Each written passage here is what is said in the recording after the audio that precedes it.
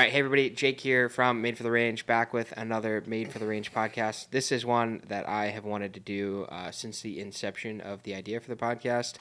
I also think it's kind of cool. Your dad did the very first one, and you're doing the very first one of 2025. So I thought this was maybe the last one.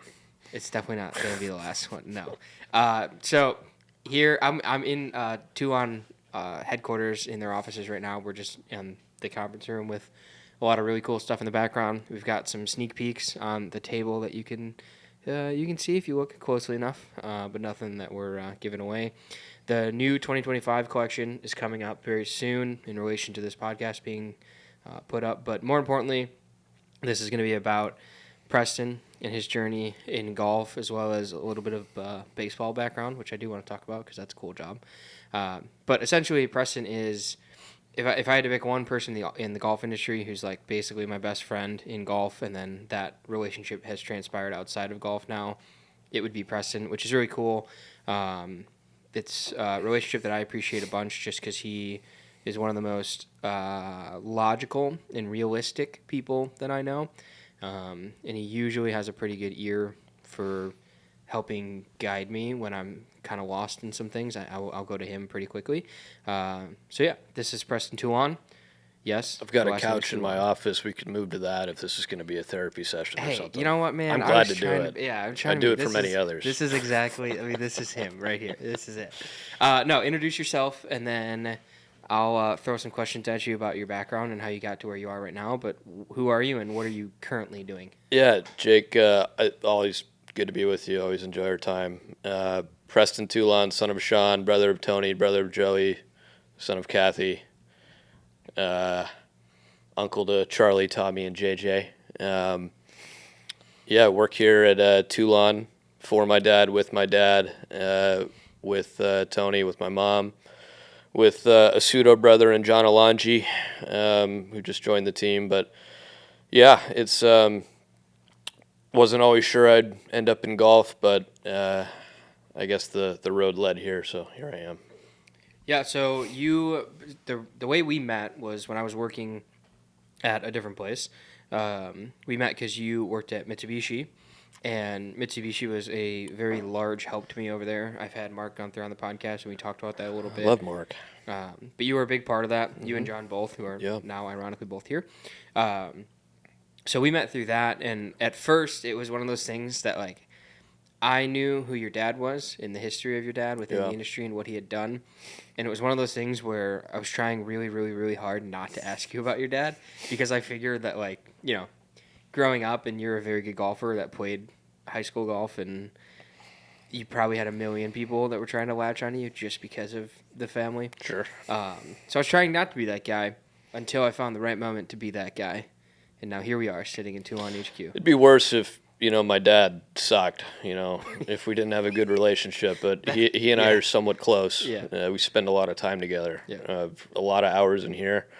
And then oftentimes dinner at home, golf on the weekends. Honestly, it's all a lot. Yeah. Working with Pops. He's an interesting fellow, but I love him dearly. So before Mitsubishi, you worked at Honma. Yeah. That was your first golf industry job? Yes and no. My actual first golf industry job, I guess if I had to go all the way back, and actually this is eye-opening for me because it means the coattails of my father that I've been riding for some time now actually extends back further than I thought. It's not just here at Toulon Golf. It's my first job actually in the golf industry was in like 2013. I was back from college for the summertime, and I was a footwear intern at Adidas Golf, working for a guy named Mason Dennison, who was just awesome to me. I think he's still high up at Adidas now. I remember in my exit interview with him, it's really hard being the son of Sean in the golf industry. I think a lot of people think it's easier, and in many respects it is easier to get into roles, into jobs, but then when you're in those roles, when you have a father whose presence and accomplishments loom quite large in the industry, you sort of have to work twice as hard to prove you're not just here as a favor to people. So believe me, I'm not shedding a tear as the son of Sean. Things have been pretty rosy with him teeing me up. But one of the proudest moments of my career thus far, it's been short so far, but Mason Dennison, who was my boss at Adidas, in my exit interview when I was going back to school, he told me, he's like, man, when I heard I was getting to sign Sean's son as my intern, I was disappointed. I was like, I'm just going to get some spoiled kid who's entitled and not going to work hard. And he told me I would have an opportunity there after college. He said, you just blew me away. And that was something that it meant a lot to me, because I think in many ways I avoided coming back to golf because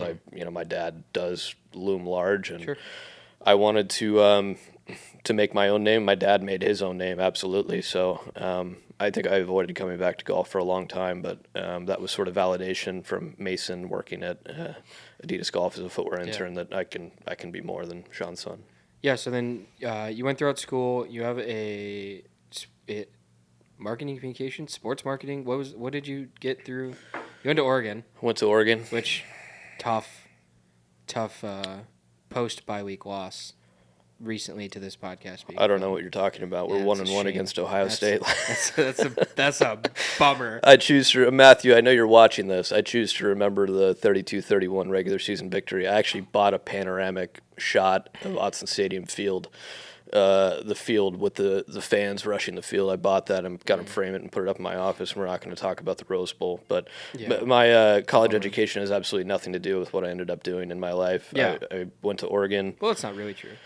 Yeah, I guess you might be right. I was a double major minor. I majored in humanities and international studies. My focus in humanities was semiotics, which is the dynamics of human interaction, the idea that I can't control how you receive my message. I can only control how I deliver my message. I guess in some ways it's manipulative. That's going to be a podcast clip right there. In other ways, it's actually you just understand that people receive information differently. And then my other major was international studies, and my focus in that was diplomacy and international relations. So I guess in many respects, most of my job is about how to communicate effectively. And then my as just a passion, my family's heritage is Italian, and so I studied the Italian language and did a lot of work learning Italian when I was in college, and that was probably the most fun I had in college, was taking Italian. Wow. Yeah, I mean, I would say, like, one of the things that I've always appreciated about you is your ability to communicate. It's such a high level because it's so quick for you to figure out what the person that you're communicating with needs from you and the way that you need to communicate so that they're best served, but also that, like, you get out of it what you need from that too.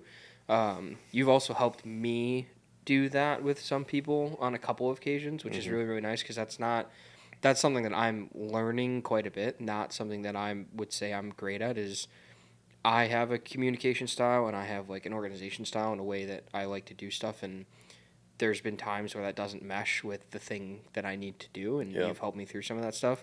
No, I think that's a huge part of, like, who I see you being, is just somebody that's an invaluable communicator, and also from a relations standpoint, right? Like, I've seen you for anywhere from, like, when you are angry at a situation to when you're the one in the room that's like, hey guys, like none of this matters. We need to redirect this conversation to something that's more focused, which is a huge skill, especially when you move into something family-oriented, right? A lot of those discussions become potentially more about family dynamics than they do about actual business dynamics.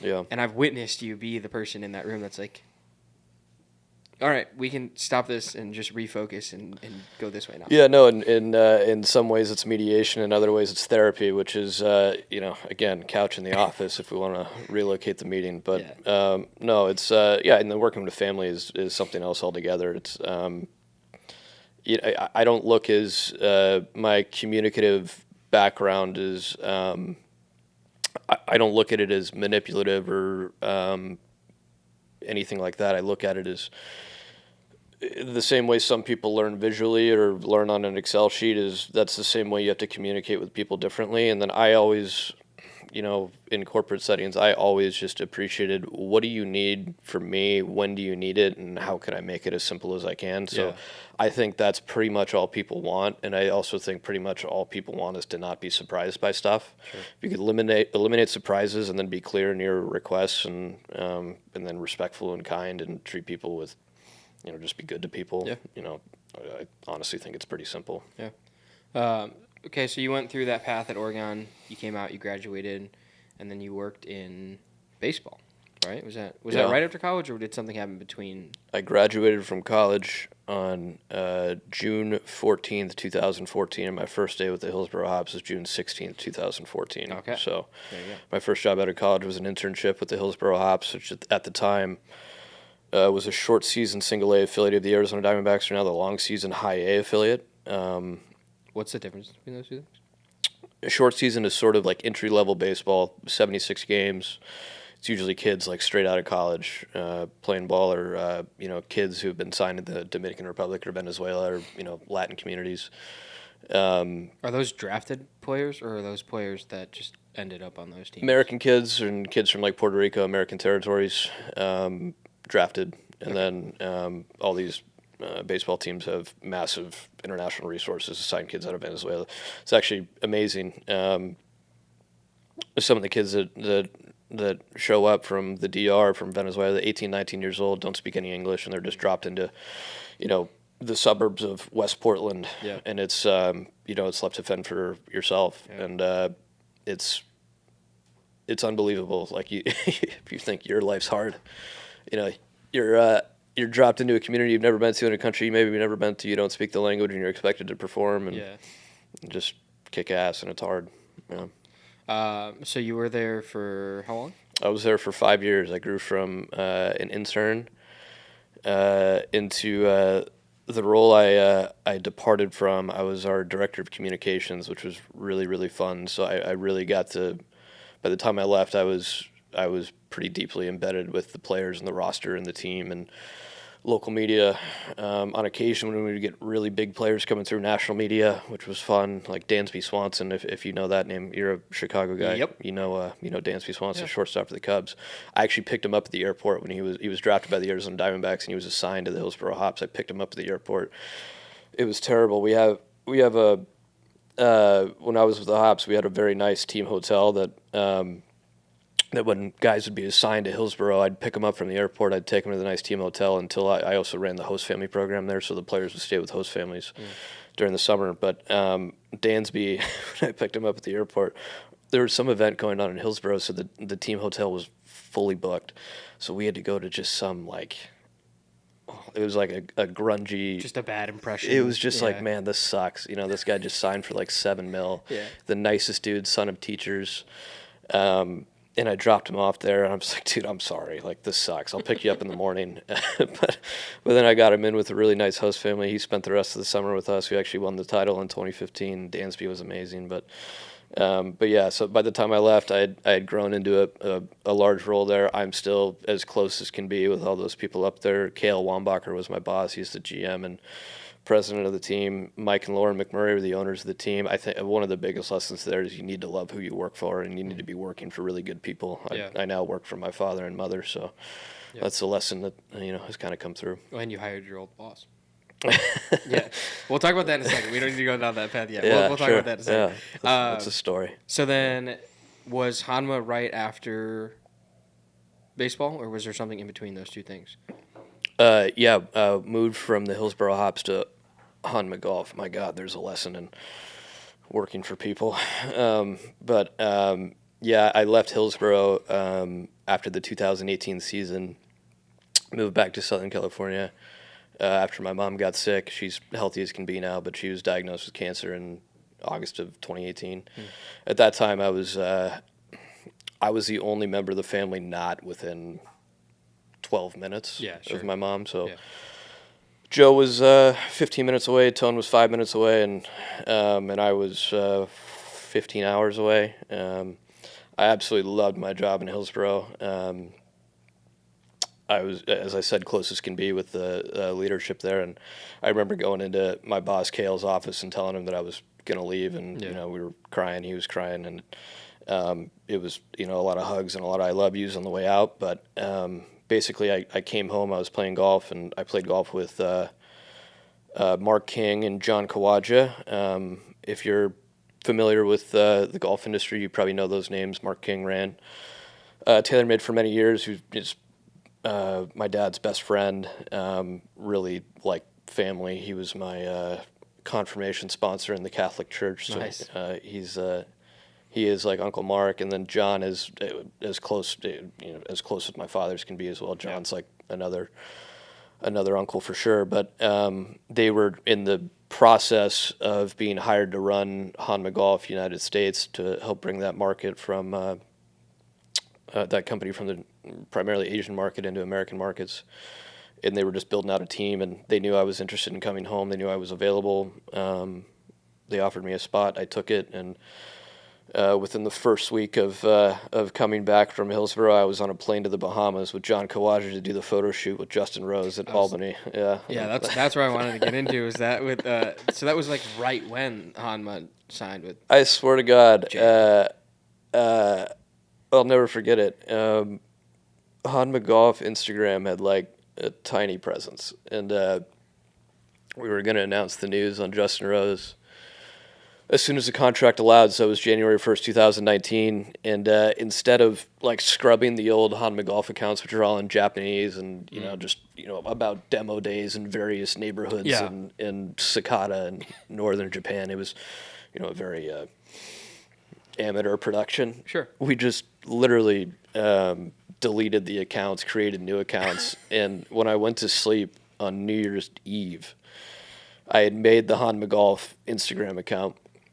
I set an alarm because I'm a 32-year-old, but really I'm like a 62-year-old. But I set an alarm. Well, currently for, right now you're sitting closer to 70 with the back issue. The back issue, yeah, and the hair issue, yeah. But I set an alarm for like 11:58 p.m. December 31st. I had the post all written announcing Justin Rose with the portrait, the official post, and I woke up at midnight on the Honma Golf account. I hit post, and then I just went back to sleep, and I went to sleep with like 8 followers on the Honma Golf account and woke up with like 13,000. And your phone was freaking it was out just the whole night. It was like it was surreal, yeah. And bringing Justin Rose on board was pretty unbelievable. I got to work with him very closely, and that was a surreal experience. He won in his second event with Honma Golf Clubs. Obviously, the story took a different turn after a bit, but yeah, that's all part of it. It's all lessons learned. I want to talk about that a little bit because Justin Rose has been one of my favorite players because when I cared the first time about golf at all was right around like 2015, 2016 when TaylorMade had arguably the best roster of players they were stacked on the planet. It was Jason Day, DJ, Rory, Fleetwood, Sergio Garcia, and Justin Rose. Yeah. And it was just the most incredible stable of athletes. Yes.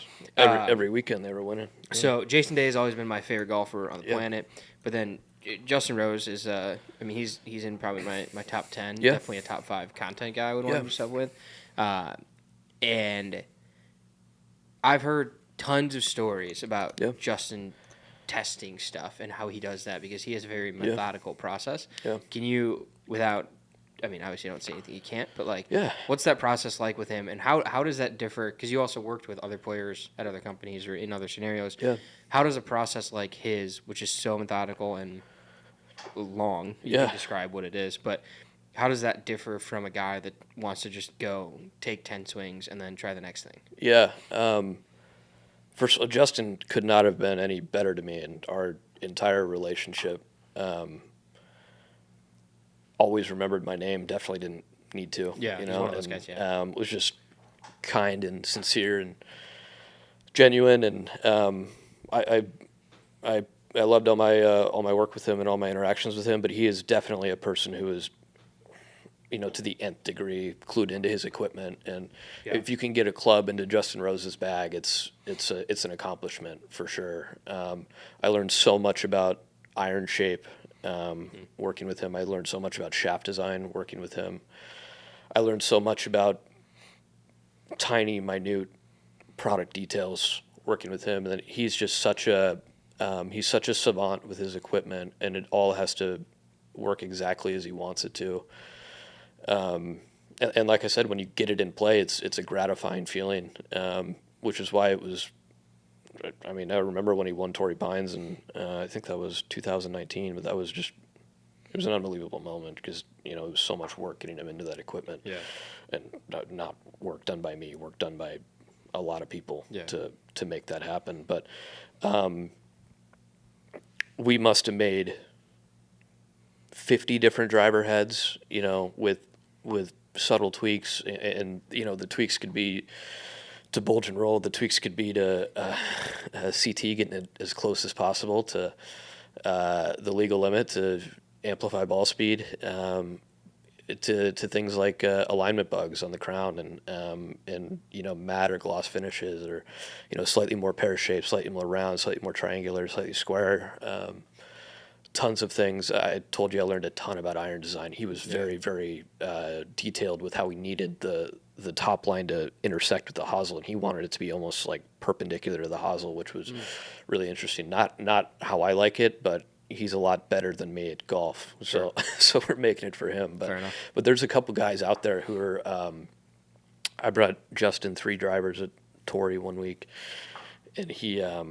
One was a D3, one was a D4, one was a D5, and I gave him all 3. He goes, this one's D4, this one's D5, this one's D3, and he was dead on, and he knew it instantly, wild, right? yeah. So like the level of the way he's so clued into that. I remember working with him in Albany, in the Bahamas, and he'd hit a 4-iron, and I'd be in the air, and he'd say that's going to land at 224. It's going to pitch at 224, released at 227, and the spin's probably going to be in the like 4100 range, and then the numbers would pop up on the screen to be within feet, and within 50, 60 RPMs on the spin, and those guys know, they know what they need, they know what they see, and I'll watch that ball fly, and I'll think like, oh my God, that's perfect, because no, that needs to fly 229, that needs to pitch 229, release to 231.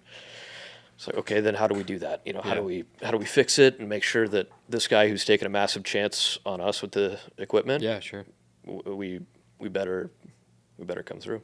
Yeah, absolutely. I mean, Rose is a former world number 1 too, right? Yeah, at the time he was. Yeah, okay. At the time he was. And I remember he was hitting balls in the back range at Albany Club in the Bahamas, and I remember watching it, and I just like. Is that at the Hero? Is that Tiger's tournament? No, well, it is. That is where Tiger's event is, but at the time that's where Justin lived. Oh, yeah. Okay. So we just met him at his house. Yeah. So so it goes. Yeah. Yeah. So. I don't remember what I was going to say, but I remember at the time I was on the back range with him, and I watched him hit 400 balls over 4 hours, and it's just striped after striped after striped, and I just remember after a while you're watching, you just start to feel bad about yourself, and then you remind yourself of like, oh wait, this guy's literally the best in the world. By the time the contract was active, he had fallen to number 2. I think I can't remember who was number 1 at the time, but jumped ahead of him with some late finish in the year. But Rose won Torrey and went back to number 1 in the world, and was number 1 for like 10 or 12 weeks or so. Would it have been 2019? DJ. Probably. Right? Yeah, he was good for a while. Yeah. Still is. Yeah. Yeah. Cashed in. So hard to blame him. So I have heard from others. Yeah. Specifically in driver testing, Rose does not like to hit consecutive shots. Is there any? What is that? Did he ever explain that to you? Yeah. Was it just because Rose is, from everything I've heard, I've never met the guy or can't speak to it myself. From everything I've heard, he's by far and away like not a huge diva. He's not somebody that treats his equipment staff badly. He's not like showboaty about it, but he definitely has a process that he wants to go by. And I was told that his driver process is to essentially time out his each swing between them that is the same time that he feels like he would have hit a drive. I might have told you this. I didn't hear from you. I know who I heard it from. It wasn't from you. Yeah. I think the way Justin would test his drivers was smart, because professional golfers are incredible. They can adjust almost subconsciously to any bit of equipment that's in their hand within 2-3 swings. They're that good, right? But so Justin, when he would test drivers, he would test it as we would absolutely go out on course, but when he would just hit balls on the range, he would try to simulate it like he's on the golf course. And if you think about playing competitive golf, you may hit the driver once every 45 minutes, right? So like, for example, if you hit driver off 1 and 2's a par 3 and there's a weight on the third tee, or maybe it's a fairway wood off 3, there's some golf courses you hit 5 or 6 tee shots the whole round, right? Just based on how you want to play it, or it's narrow, or, there's trouble, whatever.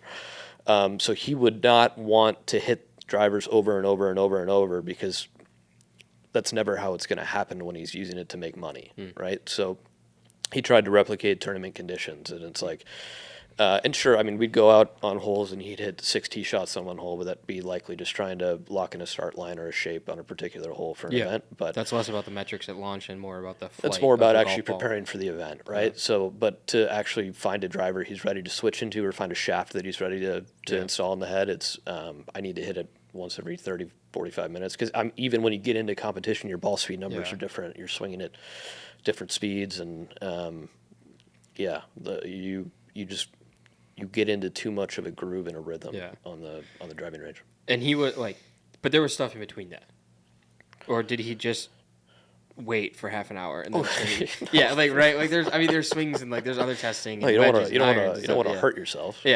No. So then, I think one of the biggest, not maybe misconception is the right word, but one of the biggest things that I struggle with is when I post stuff, especially when you post about new clubs and new testing and going through stuff, and when, year to year, there's usually pretty minute changes to equipment when you really break it down. And people don't understand that at the highest level, for the people that their livelihood depends on golf, and then their performance also helps the livelihood of all of the other people that work in the team to give them a good driver, it does really matter what those minute changes are, because the pros know them and they can feel them. And it's I've seen it happen where I was standing on the range at last year's API, and I was watching Spieth do some stuff, and then I went down and I watched Fitzpatrick do some stuff, just because I'm not a big Fitzpatrick guy, but the way he analyzes his equipment. Pretty unbelievable process. He really thinks about his gear, and Rose is another one that just these guys really, really care about their gear. Fitzpatrick might be at a different level. Fitzpatrick might be the notebooks. Fitzpatrick is a lot of things. I do like his. He wants to put the shot clock on the PGA Tour, though, which I think we all think is a great idea. Big TGL guy. We're not going to talk about that. No. But moving into Mitsubishi. Yeah. You were not only learning a new product segment in golf shafts and the intricacies of golf shaft, and with a company like Mitsubishi, you're also doing a lot of material design too. And that, to me, is the biggest one where people are like, well, it's just a golf shaft. Sometimes they're like, yeah, you got to find the right profile, but it's just a golf shaft. This one and these materials don't matter based on these and these. And to me, it's always been about it might not matter to the guy that plays once a month from a feel perspective, but performance-wise, you have to get your stuff locked in, but the reason the stuff is created the way it is, and with the intricacies that it has, is mostly for the people who can feel those differences. Yeah. Yes. Yes and no. I think mostly yes. It almost comes down to how important is improvement to you. So I would explain the Diamante putter shaft to someone versus a stepless steel putter shaft, right? It's I always say to people, absolutely, this putter shaft will make you better. It's one of the pieces of equipment that you'll improve just by switching. However, you're not going to go from a 10 handicap to a 5 handicap just by installing this shaft. But over time, if you played a 72-hole event Thursday to Sunday, you will likely, in that period of time, make 1 or 2 more putts that you would have missed, and that's just because you'll find center face more often, you'll hit putts more solidly. If you do that, you tend to hit your start lines more often, so a putt that hit a lip might go in. And at the highest level, that might mean the difference in getting into a playoff or making the cut and making money that week. Or $200 and something thousand between third and fourth. For sure. And with me, the decision you have to make is you're not going to be a dramatically better golfer, but you will be a slightly better golfer by this? Is that worth, spending $200 Yeah. to put it in? And the answer might be no, and that's fine. Yeah. It's just, yeah, you just have to make that decision for Yeah. you. And then, yeah, of course, the players at the highest level, they're not even real. Like that's not a realistic goal. Yeah. If you go to a PGA Tour driving range, a Korn Ferry Tour driving range, an Asian Tour driving, like they're so much better than you understand. Yeah. Yeah. And yeah, absolutely. Like those guys will notice changes between equipment in performance. More they know what they're looking for. They know what they need. But also, regular golfers will improve by using better equipment. But it might not. Amen. You still need to, improve baselines and foundations and fundamentals before you can really unlock what all this new equipment's supposed to do. Yeah, I think a lot of it comes down. So, like, you talked about value, right? Like, what is Ryan Barath says all the time when he hosts his weekly Q&As and stuff, and him and I talk about it a lot. Of like, I can't tell you if something is worth it. Mm-hmm. Only you can, because you're the one that has to spend your own money to buy this thing. If you want to buy it, if you think that it's worth whatever. Whatever work you had to do to earn the money to buy that thing. If you think that that's worth it, that's awesome. And here's the benefits of that thing if you choose to purchase it, right? Or the disadvantages of that if you're the wrong person. That's a lot of what I do is less this is right for you and more this thing is very wrong for you. I think a lot of people gatekeep equipment. Just do whatever you want. If you like it, great. If not, like no one's got a gun to your head forcing you to buy something. Exactly. Yeah. Like I just posted the Mizuno M-Craft putters, which have the different plates on the back that we saw, and half the comments are like, "Who asked for this? Who needs this?" Don't buy it. Why would you do this? And I'm like, just don't. Like first off, clearly you didn't. Well, that's the thing, right? Like Mizuno didn't pay me for this video. Yeah. I'm not telling you. Nowhere in that video did I say go buy one. Yeah. And there's like half the comments are like, "This is stupid. Nobody should buy this." Yeah. The internet can be tough. Like, well, the internet's the internet, but it's just so funny because it's like I didn't tell you to buy it, and if you don't want to, that's fine. You don't have to. Yeah. But the pros, I think the one thing that the pros have the advantage of is. There is no value assigned to their golf equipment because they can snap their fingers and get whatever they want. Yeah. So I do think it's a different way of thinking too, where most of the pros that I've seen and had any interaction with or got to watch on the range somewhere, which is my favorite thing to do at a tour event, is just stand there and watch some of the guys do stuff. You have to prove that something is going to be better. But it also has to be fairly quick. You can't, like, there is no, hey, this putter shaft might save you a stroke over the course of the next month as you get into it and you feel for it and you work it.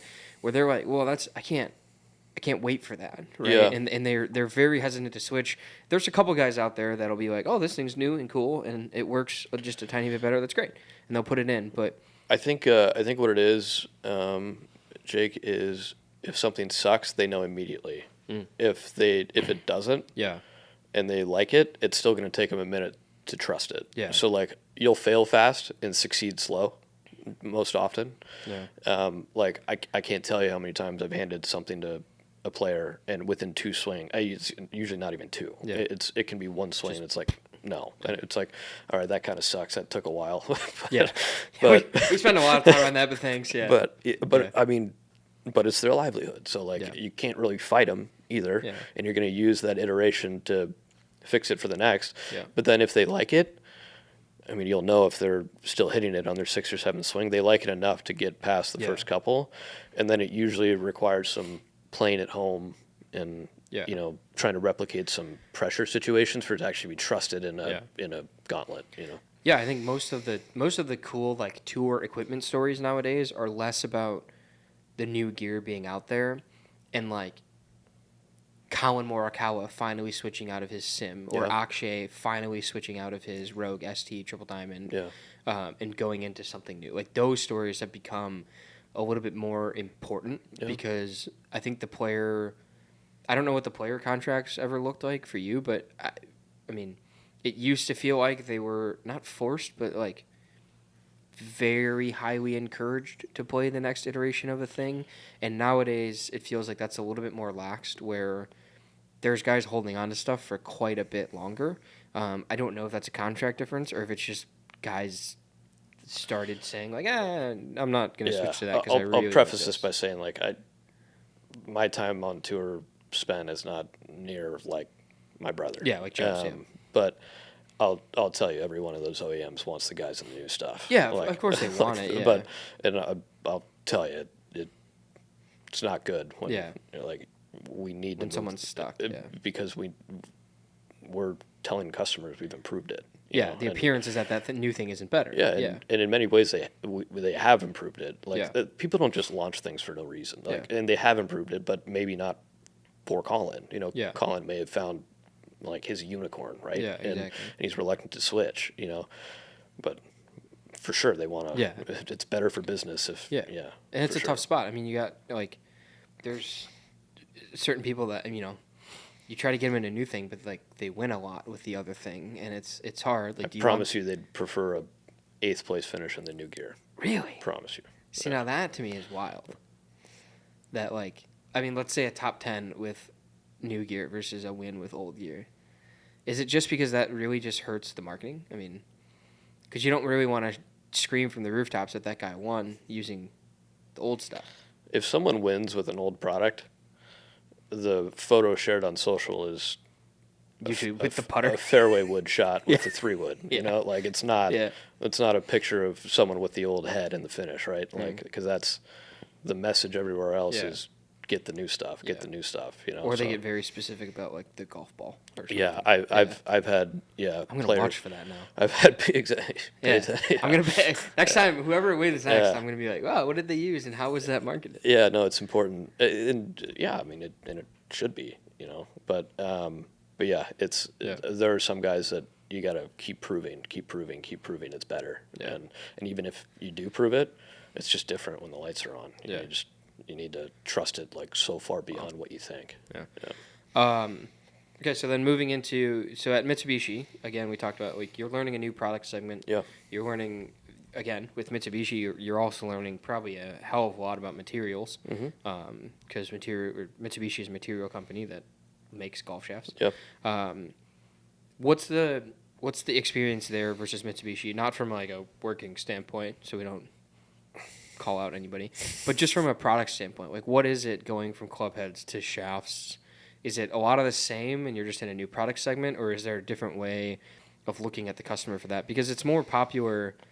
A lot of times people like, the retail customer, they'll go in and they're only focused on the heads, right? Where selling an aftermarket shaft has its own challenges and idiosyncrasies, but Mitsubishi also has a little bit of an OEM side, which I would say there's not a soul on earth casually into golf shafts. Like if you're into golf shafts, no, you're into golf shafts. You're not casually. Oh, no, okay, casual. There's not someone who's like, that's my favorite part of the bet. So I think that was maybe the biggest difference in how you speak about the product is with shafts you could get into the nitty gritty because the only people who have made it this far want to know about angle plies. They want to know about torque. They want to know. Shaft is either you don't care or you care. Yeah, like okay. there's no one like I'll just kind of see what it's like in the tip section. No one care. Like you're like if you're into golf shafts, you're like into golf shafts. Yeah.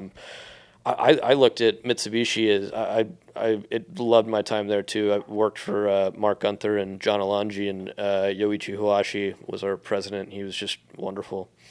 Which was a nice reset after the Honma years and kind of made me feel closer to the Hillsborough years. But I looked at my time at Mitsubishi as I learned a ton about club heads at Honma, and then Honma actually does their own shaft development too. So I learned my shaft education began there, but shaft education went up a different level at Mitsubishi. But I sort of look at that as rounding out my my golf club education. Is I've spent a lot of time designing driver heads, fairway woods, wedges, irons, and a lot of time designing putters. Yeah. And at Mitsubishi, I learned a lot about designing shafts. I need to learn more about grips. I guess that's the next thing I need to learn about. But I can help with that. But yeah, Mitsubishi was great. You speak to a different segment of diehards, and that's a useful lesson to learn. And then it just helps me it helped round me out. And now I can speak pretty confidently about just about any element of the golf club. So, 2 questions about shafts that I get a lot, and you can answer these as like quick hit answers. Sure. 1, OEM shafts. There's 2 factors with OEM shafts that I get asked for all the time. 1 is, when is a stock shaft a bad shaft? And I'm putting that in quotes for a very specific reason. And when is a stock shaft a real shaft? And you can fix those words on purpose. I asked it that way on purpose. I would say no OEM shafts suck. I would say the aftermarket shafts are typically better. And why? Cost, it's just there's generally better materials and in aftermarket shafts and yeah, I mean that's business. But club head manufacturers work way too hard on their club heads to just put a piece of shit in the head, so they're not going to do that. Yeah, the idea that all OEM shafts suck is a misnomer for sure. Yeah. And OEM shafts win frequently on the PGA Tour. For sure. Especially when you look at... I think my entire time at Mitsubishi, our most popular shafts in Europe were AV Raw. And AV Raw was, it originated in an OEM program. Yeah. Eventually grew into 1K. But yeah. Well, and then Xander had success with Kylie. A ton. Rory had Kylie in the bag in a 3-wood for a hot minute. Yeah, for a little bit. Yeah. Sepp Straka had Kylie forever. Won with it. Christian Bezuidenhout. Yeah. Spieth and Thomas both still use. They use AV blue. Not even the raw. It's just an AV blue. Yeah, that's the new AV blue. So that is like the little brother of 1K. It's got some elements, but yeah, and then actually that AV blue and AV white series that came out, I think in like mid 2023. I'm a little fuzzy on the release dates, but I think it's become like a huge shaft on the LPGA Tour. Yeah. Which, if you're out there, look at the LPGA Tour for equipment. That one. Say it again. Look at the LPGA Tour for equipment. You are closer to their speed, most likely. I was about to get into that. That's awesome. Yeah. Okay, so then secondly, with OEM shafts, how does an OEM program work? Obviously, because there is a business to it. There's a cost to it that has to be achieved, because you can't make an OEM shaft a 350-hour upcharge shaft and still keep the head price the same. Yeah. So how does that conversation usually originate? Does TaylorMade come to you and say, hey, we need this profile, and then Mitsubishi says, okay, here's a Diamana S Plus. Does this fit what you want? Or is it Mitsubishi says, hey, we have this Diamana S Plus because of new technology. This one's now fairly cheap, but this is a great profile that you should use. Like, which one of those happen, or both? It generally, it's the conversation begins a couple years in advance. It's what's hot on tour, what's coming. So if like a particular shaft has exploded, or a particular, you look at like Fujikura Ventus, right? Yeah. So like if Ventus has exploded, like, hey, what can we do to bring something that is Ventus branded and bring it to the marketplace? And obviously that makes sense. You see it everywhere you look. But generally the OEM comes to you, what's hot, what's winning, what's new, what's cascading. So what's going to be irrelevant shortly, what's coming, and then I would say the goals for OEMs vary. There are some OEMs that are more about hey, how can we make this as affordable as possible while still preserving performance, and others are we absolutely need to amplify the performance of this head, and it costs what it costs, right? So like there are just different goals across manufacturers, which is an interesting thing to learn, but yeah, I mean, I would the people that are into it don't care if and they can afford it, don't really care if their driver's $1,000. There's a lot of people who play golf who don't notice when that leaves their account, right? So for some, for people who do notice, you could be pretty confident in OEM shafts, if you find the right one. Yeah, so, and I think right now, too, like, we're seeing just in the equipment space in general, more of it's being offered, too. Like, there's a lot more non-upcharge shaft options. Yeah. The other thing that's super different between aftermarket offerings and OEM offerings is they're usually paired together, right? So an OEM offering is always built under the assumption that the person buying that piece of equipment will not get fit for it. Mm-hmm. So, your middle tier core head has a mid-launch, mid-spin shaft. Yeah. Your LS smaller design head has a low spin, low launch shaft, which is a separate discussion because shafts don't spin, by the way. And then your more forgiving or draw-based models usually have something that is going to launch a little bit higher, maybe add a little bit of spin. Yeah.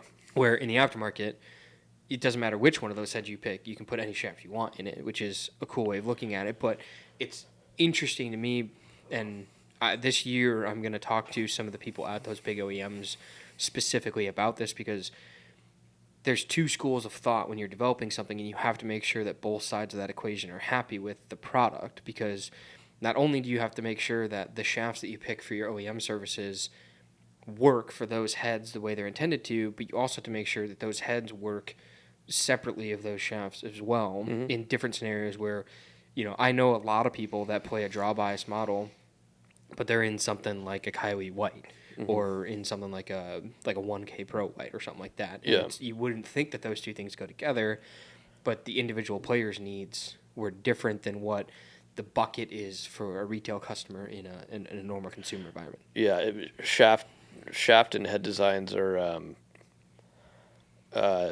it's a parasitic relationship. Yeah, they're more linked than people think. Right. Yeah. So like club heads, as club heads change, get larger or smaller, or shape changes or CG changes, shafts have to respond accordingly, right? And then OEM club head OEM manufacturers, they have segmentation, and they understand, like, hey, we're going to create like a low launch, low spin head, and hey, what shaft can we pair that's going to work with this? Yeah. And that will guide development oftentimes for shaft manufacturers. It's like Mitsubishi, we fundamentally had to change how we made shafts to keep up with where club heads were going. Yeah. The same thing's happening with iron shafts as lofts get stronger and offset grows, and you have to make sure it's working for the modern era of golf, and certainly for like the launch monitor era of golf. Yeah, well, and then like you can take that as many steps farther as you want to, because like the club head manufacturers will all tell you that they're trying to keep up with the ball, mm-hmm. right? Like the changes to the golf ball over the last decade are heavily influencing club head design. It's all related. Like it's the way that matters. Cascades is super cool, though. Every bit of it matters. Yeah, and I think people just don't understand that. Like they think that it's all developed in a silo. Why would they? They don't live in golf. Yeah, they're running into Dick's Sporting Goods and buying a driver. I'm in a bubble. The only things I'm knowledgeable on are golf, the Arizona Diamondbacks, Oregon football recruiting, and the hops.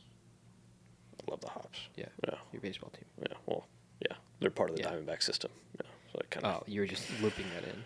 I feel like you should give them their own credit. I'm a diehard Diamondback fan. Yeah, but you should just give them their own credit. I love the hops.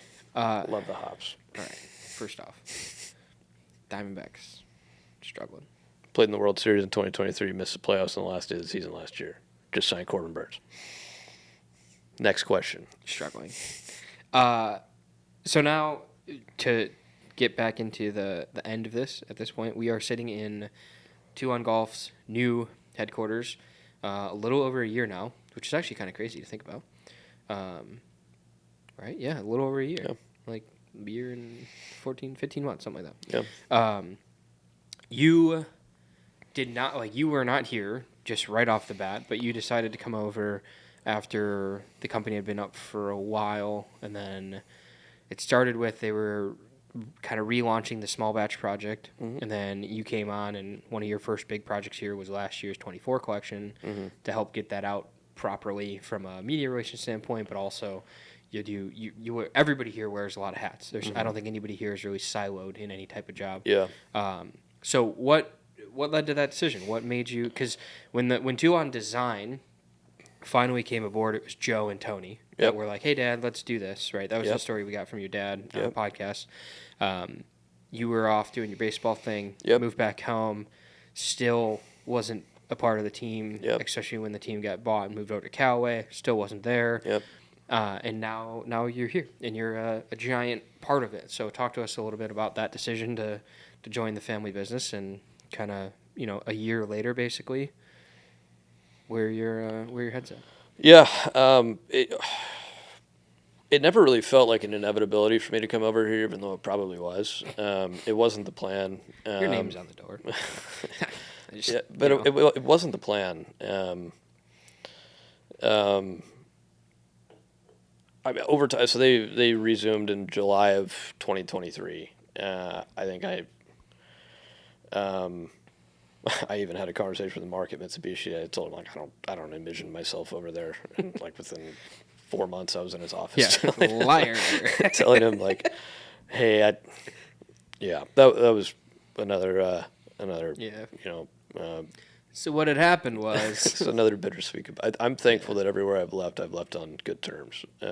But with that decision, I don't know. They needed help, and I felt uniquely equipped to help. And I've learned a lot in my. So I had 6 years in golf before coming over here. Prior to that, I had 5 years in pro ball. So I was 11 years into my career. I'd learned a couple things. By no means anywhere near a finished product, but I did feel more equipped to help than maybe I had been, a couple years prior. Sure. And it was an opportunity. I think at Mitsubishi, what you learn at like really, really large manufacturers is when these monolithic companies get so big and so bloated, it can become stifling to creativity. Sure. The amount of approvals you need to do anything you want is just unbelievable. And I'll tell you, the approval I needed to put this logo on a towel, I called my dad. Like, are you good with this? And he probably said, like, sure. Sure, get the towels. Yeah. so like it's certainly more casual. I'm wearing sweatpants. I mean, you just wanted to be creative and to have the opportunity to build something with people you've loved dearly. It's pretty cool. So I heard something. This is something I'll say that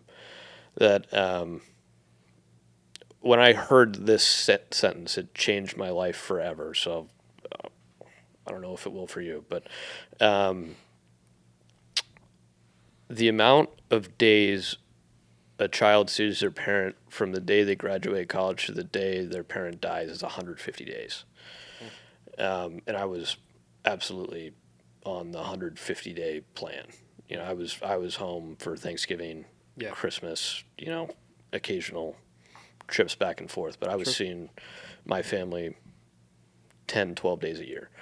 And that like, I literally still remember that being told me as Connor Doherty, who told me, a very good buddy of mine. And it just stuck in my head. Sure. So like, in many ways, I think coming over here was sort of making up for lost time. Is for the 8 or 9 years I was in Oregon, 9 years, 4 years at school, 5 years with the Hops, I saw my mom and dad and brothers probably 100 total days. And I'm very fortunate in that I'm very close with both my parents and I'm very close with both my brothers. Yeah. Families can be tough. That's not the case for everybody. And I don't know. I was fortunate to have a very close-knit family unit. And so came over here. We had an unbelievable first year. I think my presence helped the company grow up a little bit in terms of how it prepares and plans. And and then bringing John over here, took us to another level. So, it's been good. Yeah, you hired your boss to be, I mean, nobody here is anybody's boss, I don't think, but you kind of hired your boss to be your boss again, which is, I think, such a wild move, but also a very calculated, like, relationship-based corporate career, logical, realistic, smart. I don't know. There's a lot of words for that.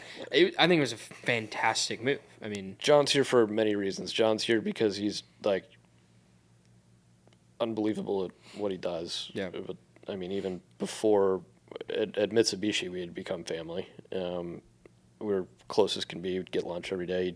Every Saturday we play golf together. So like, and I over time you could see that he was struggling with many of the same things I was struggling with in Mitsubishi. Just you get into a big company, it's just like over time it just becomes harder and harder and harder to.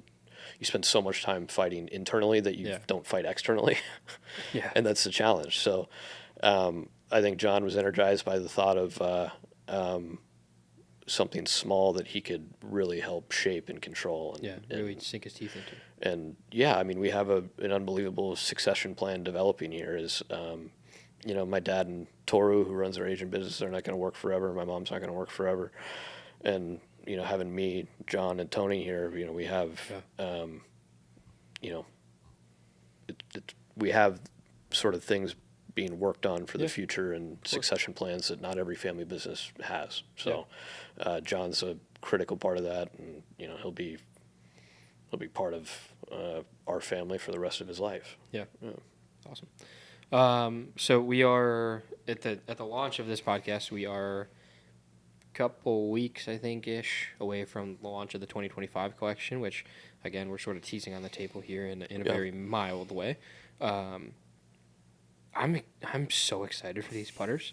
I think there was a lot of learning from last year's collection. I think that the adjustments to this year's are not going to, it's not going to put anybody on their ass, but it's also going to be it's going to be a lot of things that people look at them, they're like, oh, that was a great change. That was a great update. There's also some new head shapes coming this year. There's one specific head shape that's super cool that everybody in the office has picked up the putter and wants it, and it's the first time that Toulon's ever done it. It's called Carlsbad. He's hinting at it. Okay. It's called Carlsbad. Yeah, and it's the first time Toulon has ever done that shape. Yeah, which is sick. Yeah. The operative word this year is soft, and then we can stop right there. I don't want to say why, but it's pretty obvious once you see them and once you mess with them and play with them and get a chance to demo them and stuff like that. Just such a. I'm one of those people that's like. I've never understood the intricacies of how do you look at something that's great, right? The 2024 collection stuff was awesome. If it wasn't for my Chicago love, I had the Alcatraz in the bag for about half the year. Mm-hmm. Love the putter. Looks beautiful. The finish was awesome. Felt great. And you look at something like that, and you're like, damn, this thing is so good. How are they possibly going to make a new version of this that is better in any way, shape, or form? That's always tough for me, especially with putters, because putters is one of those things that I know people that have played a putter for 12 years, right? That it's such a hard thing to get people to genuinely be like, well, yeah, the next one was better. Yeah. There's always going to be a next one because you want to continue to innovate and evolve as a company and with a product and try things. Yeah. But give us a little insight to the development process of this line. Again, let's not give away any technical details or specs or anything, but first off, what was it like launching the 2024 collection? What was the response? How have things been throughout the course of 2024?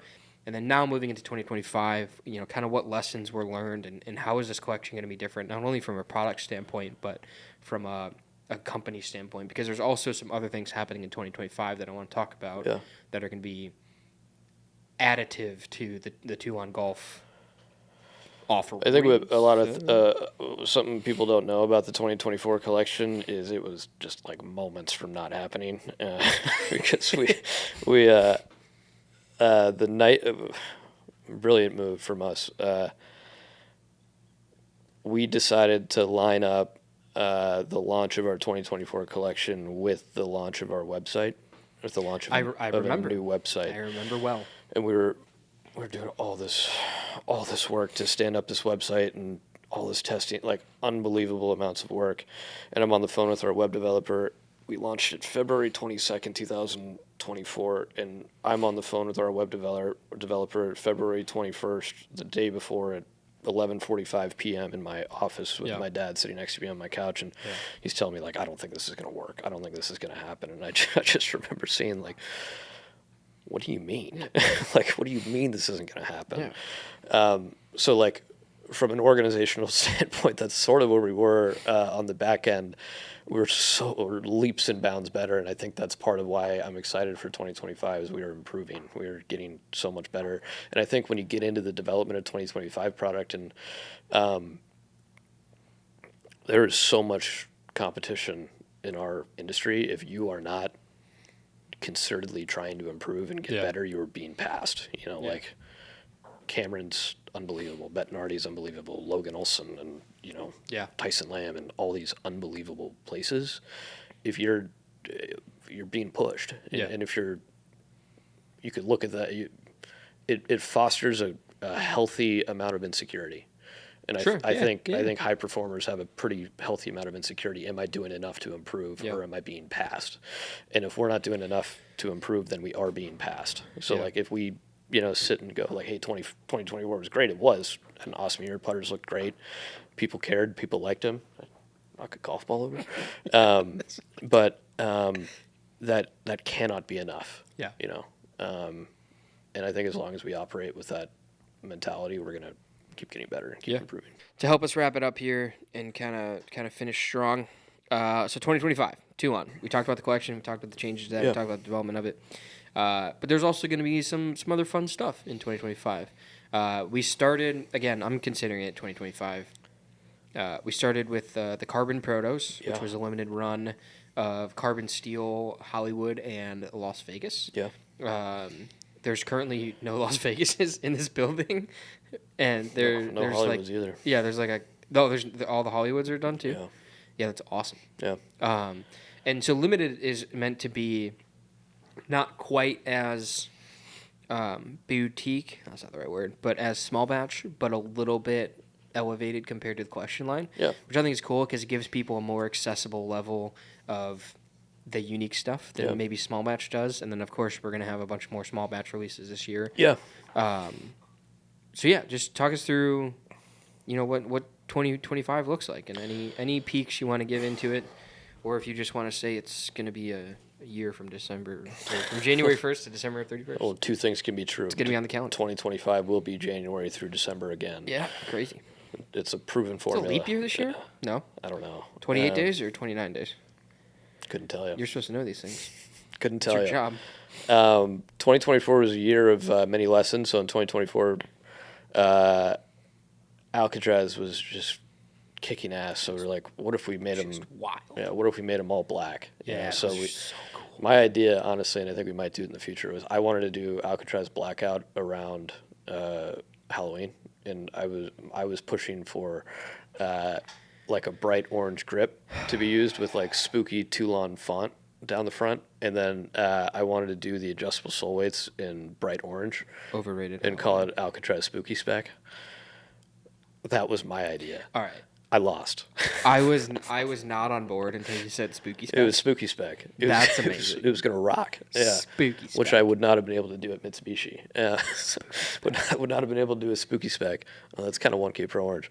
I was going to say, with a 1K Pro Orange, yeah, you could definitely do a Spooky Spec. But in 2024, we did that, blacked out Alcatraz, and it just rocked.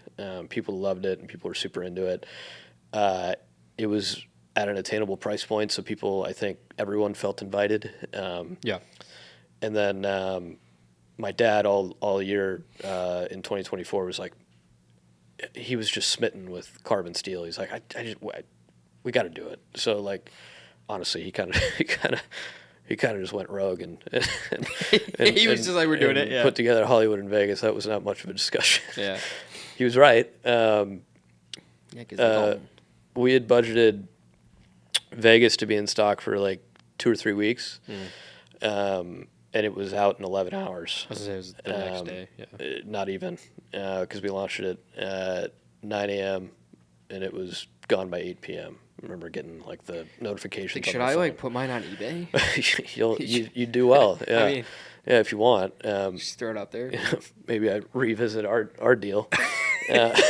But you know better than that. I've never put a thing on eBay in my life. But yes, so it was a lesson that there is this in between in collection and small batch, and I don't want to get into specifics of next year's limited edition, but there will be a few more. Yeah. There might be a few fewer small batch.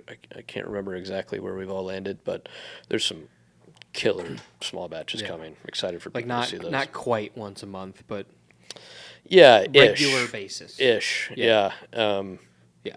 And it's sort of like I said earlier, it's really cool that the people who get to decide that are all in this room, right? So it's you and me. me and you. Yeah, but no, we can be nimble. We don't have to. We're not part of a massive company who has the shots. There's no calls to Japan. Yeah, other than Toru.